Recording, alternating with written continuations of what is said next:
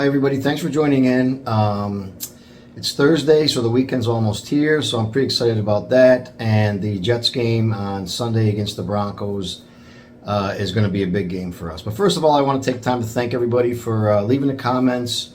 It's always good to hear what everybody else has to say and get into a healthy discussion about our views and what we think is going on with the Jets and other games as well. So I do appreciate everybody's comment, and thanks for my new subscribers. I really appreciate it. It helps me out a lot. Okay, so let's get to the Jets and Broncos game. This is a must-win. Now, I know that we said a couple of weeks ago the Patriots game was a must-win, and at the time I think it was, just because it was Zach Wilson's right after the Buffalo game. He's going against Bill Belichick, which for some reason the guy just has his number. He has our number. He has for I don't know how many times in a row, 15 now. So I think that was a must-win at the time. But we could actually, technically, if you think about it, we could have lose that game at 1-2, big deal. The Chiefs game was a heartbreaker. That was a tough pill to swallow. We should have won that ball game, but for whatever reason we didn't. But we did see something positive come out of it, and that was Zach Wilson looked to me like he finally, something clicked inside of him. He just was on target. He was decisive. He threw the ball on time right away, and he looked the best I've ever seen him as a Jet. I mean, he's had good games in the past, but this was probably his best game as a Jet. So, up come the Broncos. Now, let me talk about the Broncos for a couple seconds real quick.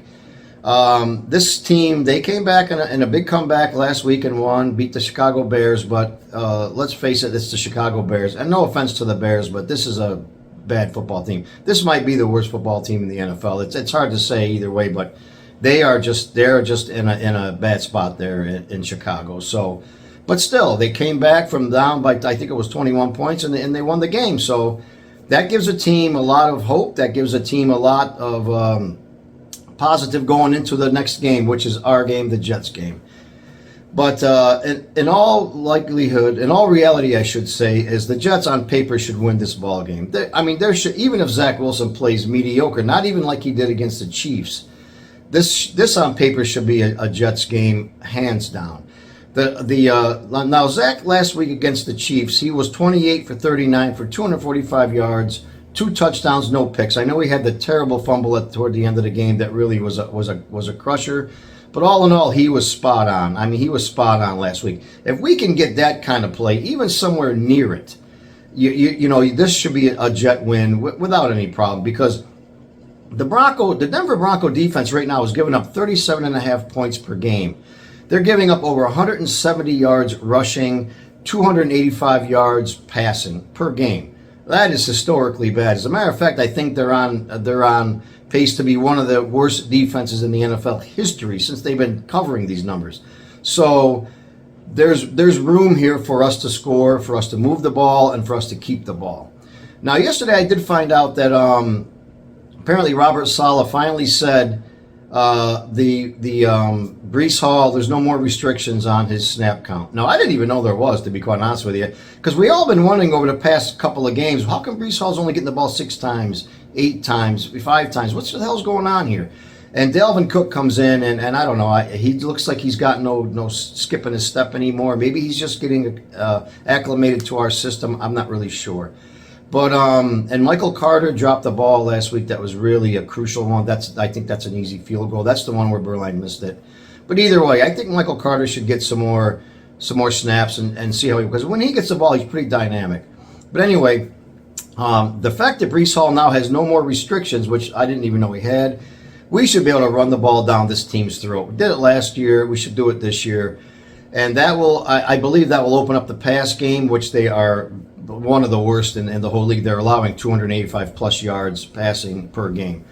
So this will make it more easier for Zach, I think, to get the ball out, because if we run the ball down their throat, they're going to be looking for that, and their secondary apparently is just not doing very well this year, giving up that many yards. So what do we need to do to win this ball game? Well, here's what we need to do. The defense needs to come out and not start slow.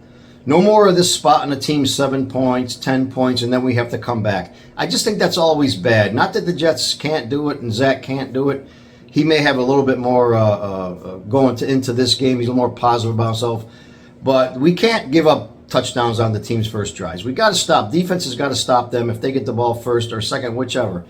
We can't spot this any team 7 points, 10 points, anything. So let's do that first.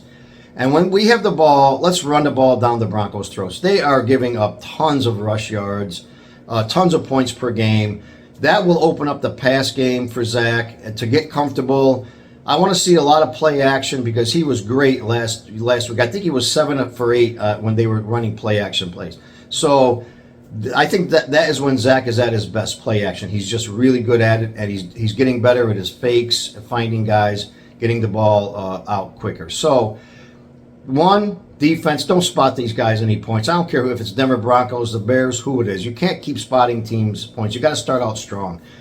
Set the tempo right off the bat. Stop them right off the bat when they get the ball. You ain't going anywhere on us.